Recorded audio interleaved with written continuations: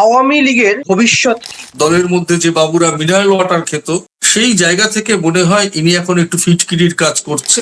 সাংগঠনিক শক্তি তো বাজারে কিনতে পাওয়া যাবে না। যারা বিদেশে পালিয়ে রয়েছেন কোটি কোটি টাকা নিয়ে, হাজার হাজার ডলার নিয়ে, তারা হাজার হাজার ডলার দিয়ে কি সাংগঠনিক শক্তি কিনতে পারবে? চলে আসুন ঢাকার মাটিতে, আইনের মুখোমুখি হন। আপনাদের তো এত শতাংশ সমর্থক আছে, চলে আসুন ঢাকার রাজপথে, অচল করে দিন। গণবিক্ষোভ যা হয়েছে তার চেয়ে বড় মিছিল করুন। সেই দলীয় আদর্শ কেন আপনাদেরকে 2024-এর 5ই আগস্ট বিতাড়িত করলো, এটা ভাবুন। আওয়ামী লীগের ভবিষ্যৎ কি? এই প্রশ্নটা বোধহয় এখন বারবার উঠে আসছে। আর এখানেই নানা জল্পনা, নানা আলোচনা, নানা বিতর্ক সবকিছুই রয়েছে। আর তার কারণ আওয়ামী লীগের প্রধান সভানেত্রী শেখ হাসিনার ভারতে অবস্থান। তার হাতেই কি নেতৃত্ব থাকবে কি থাকবে না? দল কি আস্তে আস্তে অন্য কোনো নেতৃত্বের দিকে যাচ্ছে, অন্য কোনো নেতা খুঁজছে, এমন হাজারো প্রশ্ন। ঠিক এই যখন বিতর্ক নানা ভাবে দানা বাঁধছে, তখনই দলের সাংগঠনিক সম্পাদক এস কামাল হোসেন এক সাংবাদিকদের সঙ্গে বৈঠকে, সাংবাদিক আলোচনায় বেশ কিছু চাঞ্চল্যকর, বিতর্কিত, জল্পনা তৈরি করার মতন মন্তব্য করলেন, যার অন্যতম, এক বাক্যে বলতে গেলে অন্যতম সারবর্তা হচ্ছে দলের সাংগঠনিক ব্যর্থতা রয়েছে এবং এই ব্যর্থতাই বাংলাদেশে আওয়ামী লীগকে শেষ করে দেওয়ার জন্য, একের পর এক ভুল পদক্ষেপ করার জন্য দায়ী। কামাল হোসেন স্বীকার করলেন সাংবাদিকদের আলোচনার বিষয় বেশ কিছু শীর্ষস্থানীয় নেতা, যারা মাঠ পর্যায়ে মানুষের সঙ্গে, সাধারণ আওয়ামী লীগের নেতা কর্মীদের সঙ্গে বৈঠক করেন না, আলোচনা করেন না, তারা অন্য জায়গায় থাকেন। শুধুমাত্র প্রধান নেত্রী শেখ হাসিনা ডাকলেই বা শেখ হাসিনার কোনো অনুষ্ঠানে যোগ দেন বা দেন না, এবং ওইটুকুই তাদের ভূমিকা। যে বিষয়গুলো নিয়ে আমরা প্রথম কলকাতায় বারবার আলোচনা করেছি, যে আওয়ামী লীগের সঙ্গে, আওয়ামী লীগের বর্তমান নেতৃত্বের সঙ্গে, শীর্ষ একাধিক নেতৃত্বের সঙ্গে সাধারণ মানুষের, মাঠ পর্যায়ের সরল সাধারণ আওয়ামী লীগের কর্মীদের সঙ্গে কোনো যোগ নেই। দলের সুবিধাবাদী, স্বার্থপর, স্বার্থান্বেষী, ধান্দাবাজ নেতারা দলটাকে লুটে পুটে খেয়েছে, বাংলাদেশের সাধারণ মানুষকে বিপথে চালিত করেছে, তাদের শোষণ করেছে, তাদের অর্থ নিয়ে, বাংলাদেশের অর্থ নিয়ে নিজেদের স্বার্থ সিদ্ধির খেলায় মেরেছে। দলের সাংগঠনিক সম্পাদক কামাল হোসেন প্রায় আমাদের কথারই প্রতিধ্বনি করলেন। আমরা যেভাবে বারবার বলেছিলাম আওয়ামী লীগের পতনের অন্যতম কারণ দলের সাংগঠনিক ব্যর্থতা, দলের শীর্ষ নেতাদের সঙ্গে সাধারণ মানুষের, সাধারণ মাঠ পর্যায়ের কর্মীদের সঙ্গে কোনো যোগ নেই, সেটাই সাংগঠনিক সম্পাদক স্বীকার করে নিলেন। একই সঙ্গে স্বীকার করলেন দলের মূল সংগঠন ছাড়াও বাকি যে অঙ্গ সংগঠনগুলো রয়েছে তার সংস্কার শুরু হয়েছে, কিন্তু মূল যে সংগঠন আওয়ামী লীগের, প্রধান যে সংগঠন আওয়ামী লীগ, তার কোনো সংস্কার হচ্ছে না। কিছুদিন আগেও আমরা একই বিষয়ে আলোকপাত করেছিলাম, আওয়ামী লীগের নেতৃত্ব কার হাতে থাকবে, দলের সংস্কার কি আদৌ সম্ভব? কিন্তু আমরা যে কথা বলেছিলাম, বোধহয় আওয়ামী লীগের নেতা কর্মীদের কিছু অংশের কাছে সেই কথা পৌঁছেছে। তাই বোধহয় দলের সাংগঠনিক সম্পাদক স্বীকার করছেন সত্যি দলের মূল সংগঠনটির আওয়ামী লীগের সংস্কার প্রয়োজন, কিন্তু সেটি হচ্ছে না। তিনি নিজের দলের সাংগঠনিক ব্যর্থতার কথা স্বীকার করছেন। এই সামগ্রিক প্রসঙ্গ নিয়েই, সামগ্রিক বিষয় নিয়েই আজকে আমাদের প্রাসঙ্গিক প্রসঙ্গ রয়েছেন প্রথম কলকাতা ডেপুটি এডিটর পরমাশিস ঘোষ রায়। পরমাশিস, আপনাকে স্বাগত। পরমাশিস, যে বিষয়টি এই মুহূর্তে বাংলাদেশের অন্যতম প্রাসঙ্গিক আলোচনায়, সেটি হচ্ছে আওয়ামী লীগের ভবিষ্যৎ। আওয়ামী লীগ কিভাবে নিজেদের ফিরে আসতে পারবে, নাকি আওয়ামী লীগ ক্রমে হারিয়ে যাবে? একদিকে বিএনপি এবং অন্যদিকে 11 দলের জোট, জামাত, এনসিপি সহ একাধিক দলের জোট ইত্যাদি রয়েছে। আওয়ামী লীগের একাধিক দুর্নীতির বিরুদ্ধে, একাধিক হত্যাকাণ্ডের বিরুদ্ধে, একাধিক মানুষ নিধনের বিরুদ্ধে আইন বলবৎ হচ্ছে। আবার প্রধানমন্ত্রী তারেক রহমান, বিএনপি প্রধান তারেক রহমান বলেছেন, যদি আওয়ামী লীগ নিজেদের ভুল সংশোধন করে রাজনীতি করতে চায় তাহলে অবশ্যই স্বাগত। এই যে সামগ্রিক বিষয়, কিন্তু ভুল সংশোধন আদৌ কি হচ্ছে, এটাই বোধহয় বাংলাদেশের প্রতিটি সাধারণ মানুষের প্রশ্ন। আমরা যারা ভারতে রয়েছি, আমরা যারা বাংলাদেশ নিয়ে দেখি, কাজ করি, আলোচনা করি, তাদের, যারা ভারত বাংলাদেশ ভালো সম্পর্কের কথা বলেন তাদের, যারা বাংলাদেশে যান, বাংলাদেশের যে মানুষগুলো ভারতে আসেন, তাদের সবার একটাই প্রশ্ন, সত্যি কি সংস্কার হচ্ছে? সত্যি কি আওয়ামী লীগের যে একাধিক দুর্নীতি, সেগুলোর কোনো ভাবনা চিন্তা হচ্ছে?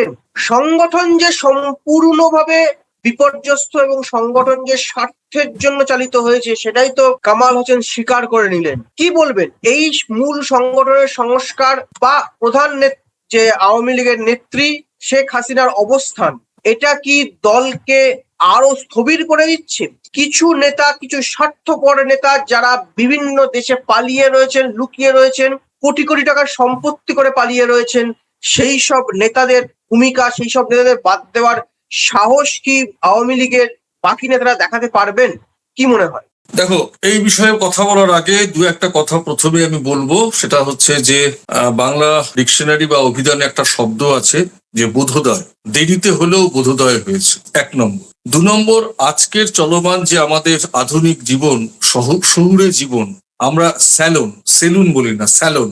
আমরা স্যালনে গিয়ে দাড়ি কাটি, চুল কাটি, অত্যাধুনিক পারফিউম দেয়, নানা রকম ক্রিম দেয়, এগুলো দেয়। আমরা এখন মিনারেল ওয়াটার খাই, বিভিন্ন কোম্পানি ব্র্যান্ডেড, উচ্চমানের ব্র্যান্ডেড এর খাই। যদি আমরা মফস্বলে বা কোনো গ্রামে যাই, সেখানে কোনো দোকানে যখন গিয়ে দাঁড়াই, কলকাতার এই ব্র্যান্ডেড মিনারেল ওয়াটারটা আছে কি? আমরা কলকাতায় এখন প্রচুর গরম পড়ে গেছে, ঢাকাতেও প্রচুর গরম পড়েছে।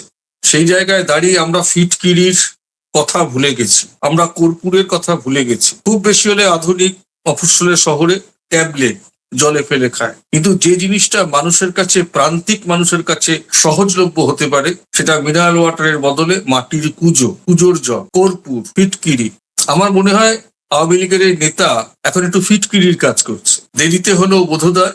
দলের মধ্যে যে বাবুরা মিনারেল ওয়াটার খেত, সেই বাবুরা যে গ্রামের প্রান্তিক, বাংলাদেশের প্রান্তিক মানুষের কথা, সাধারণ মানুষের কথা তারা সংযোগ রাখেনি, শোনেনি। শুধু প্রধানমন্ত্রী শেখ হাসিনা ডাকলেই যাব, মানুষের কথা শুনবো না, সেই জায়গা থেকে মনে হয় ইনি এখন একটু ফিটকিরির কাজ করছে দলের পরিশুদ্ধতার কথার ক্ষেত্রে। কেন, মিনারেল ওয়াটার খেলে তো কে নোংরা জল খাচ্ছে মাথায় আসার কথা না। সেই জায়গা থেকে ইনি হয়তো একটু ফিটকিরি হয়ে কাজ করার চেষ্টা করছে। তবু বলবো ভালো, দেরিতে হলেও বোধোদয়, কিন্তু সময় লাগে। আমরা যে কথা প্রথম থেকেই বলেছি যে আপনারা নীরব থাকুন, শান্ত থাকুন, মানুষের পালস বোঝার জন্য নিজেদেরকে শান্ত রেখে নিজেরা কি ভুল করেছেন, ত্রুটি করেছেন, কি ন্যায় করেছেন, কি ষড়যন্ত্র হয়েছে, সবটাই আপনারা আয়নার সামনে দাঁড়িয়ে চিন্তা ভাবনা করুন কেন গণ অভ্যুত্থান হয়েছে। সেই জায়গা থেকে এতদিন পর তারা যে এই সিদ্ধান্তে যাওয়ার জন্য যেটা বোধোদয় করে একটা সাংবাদিক সম্মেলন বা সাংবাদিকদের সঙ্গে তারা সংলাপ জারি রেখেছেন, বার্তালাপ করেছেন, এটা দেরিতে হলেও বোধোদয়। কিন্তু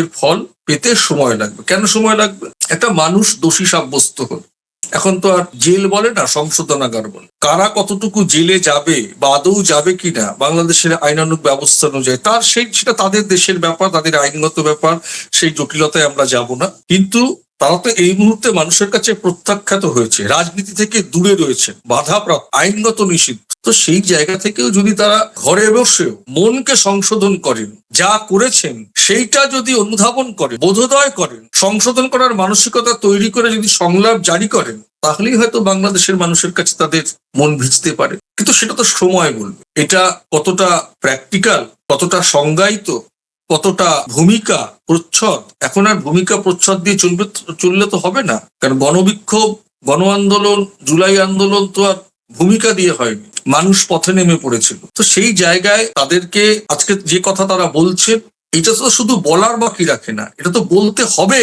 এটা সর্বস্তরে বলতে হবে, সর্বস্তরে বলতে হবে। শুধু দলের নিচুতলার কর্মী আর ওপর তলার কর্মী না, সবাইকেই বলতে হবে, সবাইকেই বাংলাদেশের সাধারণ মানুষের কাছে জানান দিতে হবে। কিভাবে জানান দেবে সেটা তাদের ব্যাপার, সেটা নিয়ে তো আমরা আলোচনা করব না।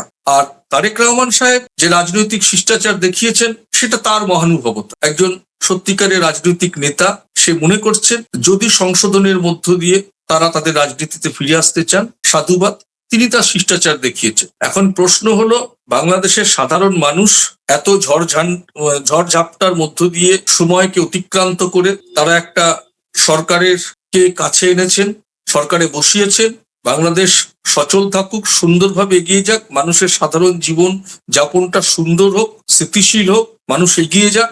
সেই জায়গা থেকে রাজনীতিতে যারা বলছেন আজকে আমাদের বোধোদয়, আমাদের ভুল ত্রুটি হয়েছে, সেই ভুল ত্রুটি হওয়া, বোধোদয় হওয়াটা তারা তাদের মতন করে সচল থাকুক, নতুন করে কোনো যেন বিড়ম্বনার সৃষ্টি না করে, সেই জায়গা থেকে দাঁড়িয়ে বাংলাদেশের সাধারণ মানুষকে অত্যন্ত সচেতন থাকতে হবে যে তারা আপনার একটা সরকার গঠন করে দিয়েছেন। এমনি 11 দলে যারা জোট, তারা রাস্তায় নামার কথা বলছেন। আমরা বলেছি যে আমরা রাস্তায় আপনারা নামতে পারেন, কিন্তু মানুষের জীবন যাপন থামিয়ে দিয়ে নয়, অচল করে দিয়ে নয়। তো সেই জায়গা থেকে যারাই নতুন করে বাংলাদেশের রাজনীতির ময়দানে আসতে চাইছেন, মনে রাখবেন আপনাদের কিন্তু আমরা প্রথম কলকাতা আগেই ওয়ার্ন করেছিল যে বাংলাদেশে যে ঘটনা ঘটেছে, সে ঘটনা কিন্তু বাংলাদেশের সাধারণ মানুষের জীবন যন্ত্রণার একটা অগ্নিগর্ভ পরিস্থিতি আমরা দেখেছি। যন্ত্রণার কারণে তার একটা অগ্নিগর্ভ পরিস্থিতি তৈরি হয়েছিল। সেই জায়গা থেকে নতুন করে রাজনীতির ভাবনায় আপনারা ভাবিত হতে পারে, আপনাদের বোধোদয় হতে পারে, কিন্তু সেই বোধোদয়কে কিন্তু নিজেদের মধ্যে রেখে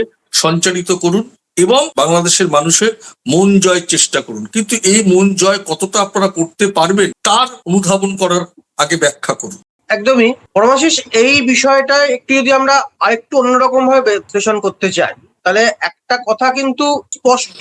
একদিকে দলীয় নেতৃত্ব, অন্যদিকে শেখ হাসিনার নির্দেশে সাংগঠনিক শক্তি বাড়ানোর প্রচেষ্টা। কেন্দ্রীয় এবং স্থানীয় নেতাদের সক্রিয় ভূমিকা পালন করছেন না, এই কথাটা কিন্তু সাংগঠনিক প্রধান স্বীকার করে নিচ্ছে এবং এর ফলে একটা তৃণমূল পর্যায়ে স্থবিরতা তৈরি হয়েছে। এই যে ব্যর্থ, বিপ্লব হতে পারে, বিক্ষোভ হতে পারে, কিন্তু সাধারণ মানুষ যারা, সাধারণ কর্মী যারা, তারা আওয়ামী লীগকে হয়তো ভালোবেসেছিলেন, হয়তো কেন ভালোবেসেছিলেন, ভালোবেসে দলটা করতেন। বিএনপির সমর্থক আছেন, জামাতের সমর্থক আছেন, এনসিপির সমর্থক আছেন, সবারই আছে। সে সব দলেরই সমর্থক আছেন, তাদের থাকবেন, রাজনৈতিক দলের হয়ে থাকে। আওয়ামী লীগ এত বড় একটি দল, 30% মানুষ, দেশে 30% মানুষ ওই দলের সমর্থক, মাঠ পর্যায়ে সমর্থক থাকবে, এটাই স্বাভাবিক, এটাই নিয়ম, মানে গণতন্ত্রের নিয়ম এটাই। কিন্তু এই যে বিক্ষোভ আন্দোলন, এটা তো মানুষের মধ্যে পুঞ্জীভূত ক্ষোভ, এতদিনের ক্ষোভ জমতে জমতে জমতে অত্যাচার করতে করতে করতে মানুষ এই জায়গায় বিস্ফোরণ হয়েছে। এইখানেই তো এই সংকটের সময় এই দলের ঐক্য ধরে রাখা একটা বড় চ্যালেঞ্জ ছিল। সেখানে সেই চ্যালেঞ্জে না গিয়ে তারা বড় বড় নেতারা পালিয়ে থাকে। যারা দোষী, যে নেতাদের জন্য দোষ হলো, যে নেতারা কোটি কোটি হাজার হাজার কোটি টাকা লুট করলো, তাদের বিরুদ্ধে নেতৃত্ব, শীর্ষ নেতৃত্ব কোনো শাস্তিমূলক ব্যবস্থা নিচ্ছে না, ব্যবস্থা নিতে ভয় পাচ্ছে। তাহলে দলের সেই সব সাধারণ মাঠ পর্যায়ের কর্মীদের কি কি মানসিকতা হতে পারে? যারা চুরি করে গেল, বাস্তব যারা চুরি করে গেল, চুরি করলো, তারা শাস্তি পেল না, তারা শাস্তি পাচ্ছে না। যারা সাধারণ খেটে খাওয়া দলটাকে ভালোবাসে দলটাকে করা, তারা বঞ্চিত হচ্ছেন এবং লাঞ্ছিত হচ্ছে। আর নেতৃত্ব, শীর্ষ নেতৃত্ব বিভিন্ন দেশে বসে সেটা দেখছেন। এটাই বোধহয় বলে দেয় আওয়ামী লীগের শুধু নেতৃত্ব নয়, গোটা সাংগঠনিক বিষয়টাই কতটা দুর্বল এবং মানুষের সঙ্গে মানুষের মন বুঝতে তারা কতটা ব্যর্থ। কি বলবেন? দেখো, সাংগঠনিক শক্তি তো বড় বাজারে কিনতে পাওয়া যায় না। বাংলাদেশের কোনো বাজারের নাম আমি এই মুহূর্তে জানি না। পরান বাজার আছে, অনেক রকম বাজার আছে, কক্সবাজার আছে, বিভিন্ন মার্কেট আছে। আমি ঢাকায় বেশ কয়েকবার গেছি, নামগুলো এই মুহূর্তে স্মৃতিতে আসছে না। পরান বাজারটা খুব বড় আমি দেখেছি, যেখানে সমস্ত মিডিয়া সেন্টার বা বড় বাজার। আমার বক্তব্য হচ্ছে, সাংগঠনিক শক্তি তো বাজারে কিনতে পাওয়া যাবে না। যারা বিদেশে পালিয়ে রয়েছেন কোটি কোটি টাকা নিয়ে, হাজার হাজার ডলার নিয়ে, তারা হাজার হাজার ডলার দিয়ে কি সাংগঠনিক শক্তি কিনতে পারবে? এটা তো 1 নম্বর প্রশ্ন। আর 2 নম্বর প্রশ্ন, বাপ কাকা ঠাকুর দাদা দলের নেতারা সর্বোচ্চরা বিদেশে বসে রয়েছে, আর মাঠ পর্যায়ের কর্মীরা তারা সাংগঠনিক শক্তি বাড়াবে? এরা স্বপ্ন দেখে? আমি জানি না। একজন অনুধাবন করবে, একজন বোধোদয় করবে, আর একজন সাংগঠনিক শক্তি বাড়ানোর কথা বলবে। সাংগঠনিক শক্তি বাড়ানোর ডেফিনেশনটা কি করে হয়? তারা তো ক্ষমতাতেই নেই, রাজনীতির ময়দানেই নেই, নিষিদ্ধ, কর্মসূচি নিষিদ্ধ, আইনানুগভাবে নিষিদ্ধ। কি করে বলছেন? আচ্ছা বলছেন, চলে আসুন ঢাকার মাটিতে, আইনের মুখোমুখি হন। আপনাদের তো এত শতাংশ সমর্থক আছে, চলে আসুন ঢাকার রাজপথে, অচল করে দিন। গণবিক্ষোভ যা হয়েছে তার চেয়ে বড় মিছিল করুন। কি করে বলছেন? বাংলাদেশের মানুষকে আবার স্থবির করে দেওয়ার চেষ্টা করছেন। একটা গণবিক্ষোভ দেখে আপনাদের হয়নি? বাংলাদেশের মানুষকে কতটা তাড়িত করবেন? যদি বাংলাদেশের বর্তমান বাস্তবতায় বাংলাদেশের সাধারণ মানুষের, যারা কোনো দল করে না, সাধারণ মানুষ, একটা দেশের সাধারণ মানুষের কোনো দল না করেও তার নাগরিক অধিকার নিয়ে সুস্থ শান্ত জীবন যাপন করার অধিকার আছে। যদি তাদের কথা ভাবেন, শান্ত থাকুন, শান্ত থেকে অনুধাবন করার চেষ্টা করুন। কি হয়েছিল, কেন হয়েছিল, কেন আমাদের থেকে মানুষ মুখ ফিরিয়ে নিয়েছে, কেন গণবিক্ষোভ হলো, কেন আমাদের সরকার কিভাবে আমাদের সরকার বিতাড়িত হলো, কোন ষড়যন্ত্রে হলো? আপনারা বলেছেন ষড়যন্ত্র, প্রশাসনে আপনারা ছিলেন, কোথায় আপনাদের গাফিলতি ছিল সেগুলো ভাবুন। সাংগঠনিক শক্তি বাড়ানোর কথা বলছেন, ছাদ নেই, আপনার বাড়ির ছাদ নেই, আপনি ঘরে এসি লাগাচ্ছেন, দরমার বেড়া, আপনি দোতলা বাড়ি করতে চাইছেন, তো বিষয়টা হয়ে যাচ্ছে এরকম। ভাবুন বাংলাদেশের যারা আওয়ামী লীগের নেতা নেত্রীরা রয়েছে, তারা আপনারা একটা সময়ে বাংলাদেশের রাজনীতি, বাংলাদেশের মানুষকে নিয়ে আপনারা অগ্রণী ভূমিকা নিয়েছিলেন, মানুষ আপনাদের পাশে ছিল, আপনাদের দলীয় আদর্শ বাংলাদেশের মানুষকে প্রাণিত করেছিল। সেই দলীয় আদর্শ কেন আপনাদেরকে 2024-এর 5ই আগস্ট বিতাড়িত করলো? এটা ভাবুন। সাংগঠনিক শক্তি পরে বাড়াবেন, এই ভাবিত হওয়ার জায়গাটাই আপনাদের সাংগঠনিক শক্তি বাড়াতে পারে। দুধে লেবু দিলে দুধটা কেটে যায়। আপনাদের সংশোধন হওয়ার একটাই মাত্র জায়গা, আপনাদের ভাবিত হওয়া, আপনাদের ভাবনা, আপনাদের চিন্তা, কোথায় কি কারণে আমরা ভুল করেছি। একজন কামাল হাসান সাহেব বলছেন একটা ফিটকিরি না, আপনাদের দলে এখন লক্ষ ফিটকিরির দরকার। ফিটকিরি ইন দা সেন্স ক্যারেক্টার, পরিশুদ্ধ হওয়ার, সংশোধন হওয়া। কি করে ফিরবেন? মাঠ পর্যায়ের লোকেদের আপনারা এক্সপ্লয়েট করছেন। বর্তমান সরকারে যারা রয়েছেন তারা শিষ্টাচার দেখাচ্ছেন, তারা সৌজন্যতা দেখাচ্ছেন, তারা গণতন্ত্রের উপরে আস্থা রাখছেন। বাংলাদেশের মানুষ তো গণতন্ত্রের উপরে আস্থা রেখেছে, ধর্ম নিরপেক্ষ দেশের প্রমাণ দিয়েছে। 11 দলের জোট, তারা রাস্তায় নামতে চাইছে। কেন রাস্তায় নামতে চাইছে? যে অধ্যাদেশ দাঁড়িয়ে হয়েছিল সেটা কি সাংবিধানিক ভাবে সংসদে পাশ হওয়া? বাংলাদেশের মানুষ গণতান্ত্রিক প্রক্রিয়ায় মানুষকে ভোট দিয়েছে, সরকারে গেছে, সংসদে সবকিছু সাংবিধানিক ভাবে হবে। হ্যাঁ, আপনাদের দাবি ন্যায্য, আলোচনার টেবিলে আসুন। বাংলাদেশকে অচল করে দিয়ে নয়। আপনাদের তো মানুষ সংসদে পাঠিয়েছে, সবাই যে সরকারের পক্ষে থাকবে এমন তো নয়। বিরোধী পক্ষের জায়গায় বসার জন্যও তো আপনাদের জায়গা দিয়েছে। ঠিক তেমনি ভাবে আওয়ামী লীগের যে নেতৃত্ব আজকে বলছেন, বোধোদয়ের কথা বলছেন, মাঠ পর্যায়ের লোকেরা মার খাচ্ছেন, নেতারা বলছেন সাংগঠনিক শক্তি বাড়াও। কোন সংজ্ঞায় বলছেন? পরমাশেষ, এখানে আরেকটা প্রসঙ্গ বারবার উঠে আসে যে এই সাংগঠনিক শক্তি কি করে বাড়াবে, এই নিয়ে বিতর্ক রয়েছে। প্রশ্ন উঠছে যে দলটির নিষিদ্ধ তারা সংগঠন করবে কি করে। সেই জন্যই বোধহয় এখন নেতা যা বলছেন, বিভিন্ন নেতৃত্ব যা বলছেন, তারা একটু ধীরে চলো নীতি নিয়েছে। কিরকম না, তারা পর্যবেক্ষণ করছেন, পরিস্থিতির দিকে নজর রাখছেন এবং তারা দেখছেন যে বর্তমান যে সরকার তার জনপ্রিয়তা হ্রাস পেলে তখন কোনো রাজনৈতিক সুযোগ তৈরি হবে। আর এই কৌশলগত অপেক্ষামান যে পরিস্থিতি, অপেক্ষা করতে চাইছেন, অপেক্ষার নীতি নিয়েছেন। যদিও এ বিষয়ে নানা সমালোচনা আসছে এবং সমালোচকরা বলছেন এতে মাঠ পর্যায়ের রাজনীতি অনেক পিছিয়ে পড়ছে, যেটা আসল যে দলের মাঠ পর্যায়ের নেতারা সেখান থেকে সরে যাচ্ছে। দলের শীর্ষ নেতৃত্বের উচিত ছিল এই সময় বাংলাদেশে থাকা, আইনগত যেমন বিভিন্ন বিষয়ে আইনগত লড়াই করা এবং মানুষকে বোঝানো তারা ঠিক না ভুল, ভুল হলে স্বীকার করা, ঠিক হলে নিজেদের দাবি দেওয়া নিয়ে কথা বলা, সাংগঠনিক বা সংবিধান মেনে।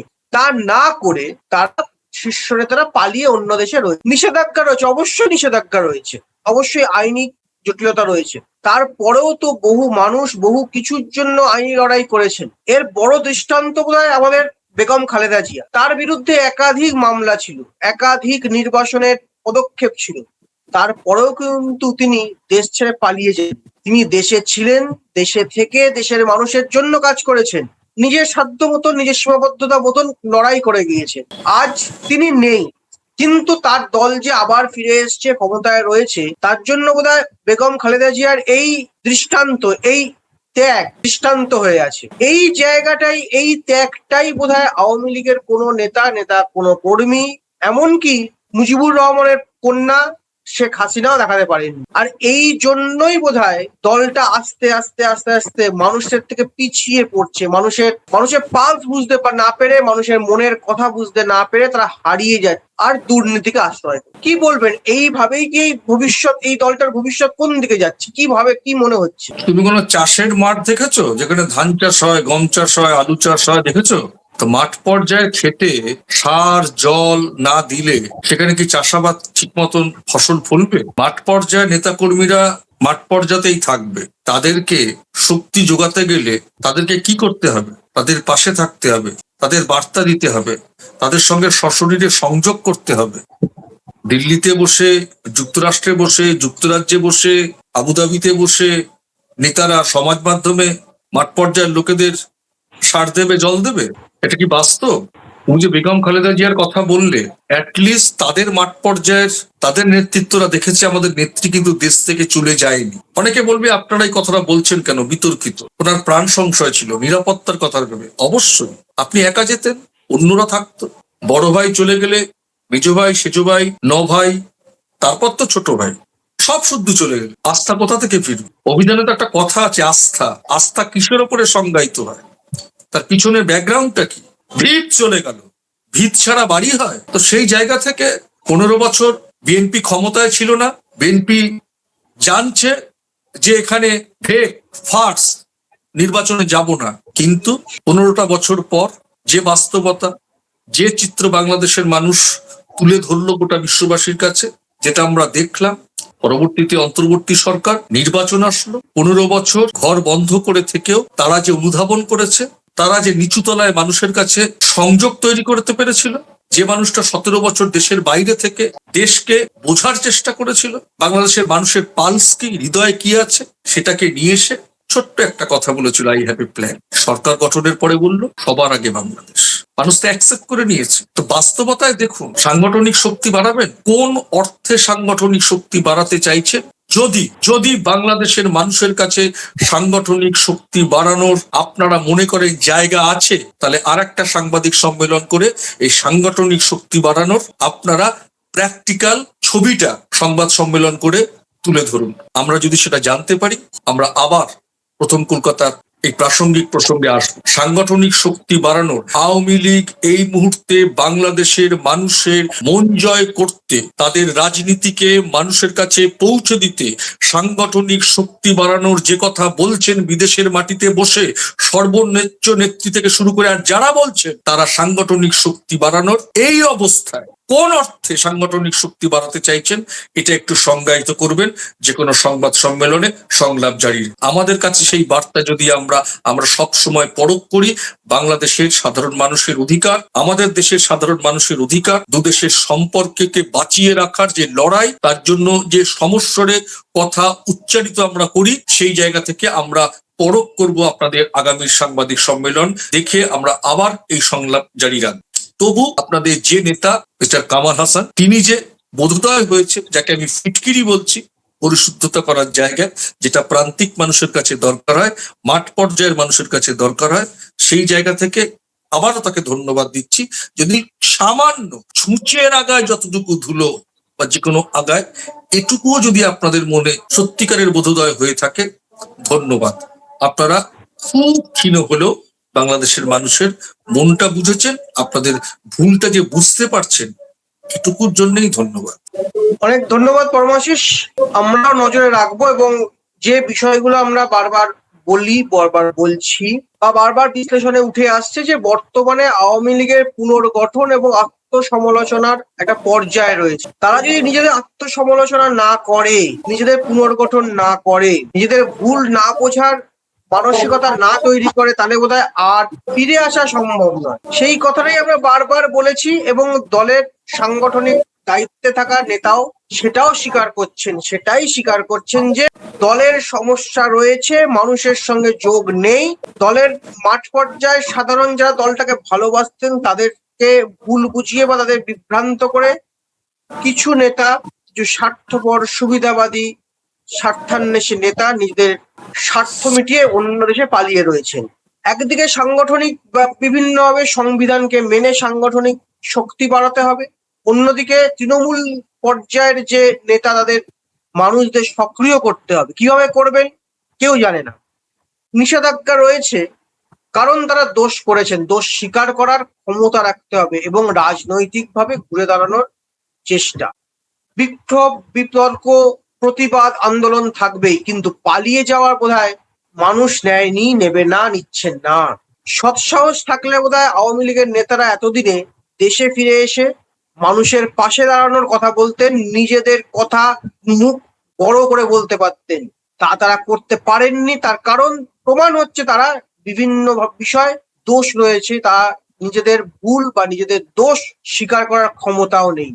তাই আমরা বারবার বলছি, নিজেদের দোষ স্বীকার করুন, বাংলাদেশে আসুন, রাজনীতিতে অংশ নিন। বিদেশে থেকে, ভিন রাজ্যে থেকে, ভিন দেশে থেকে রাজনীতি হয় না। আজ তার এ পর্যন্তই। আমাদের আলোচনার কোন অংশের সঙ্গে আপনার সহমত বা কোন অংশের সঙ্গে বিরুদ্ধ মত লিখে জানান। আর চ্যানেলটি সাবস্ক্রাইব করা না থাকলে সাবস্ক্রাইব করুন এবং আপনাদের মূল্যবান মতামত জানান। আজ এ পর্যন্তই। ভালো থাকবেন।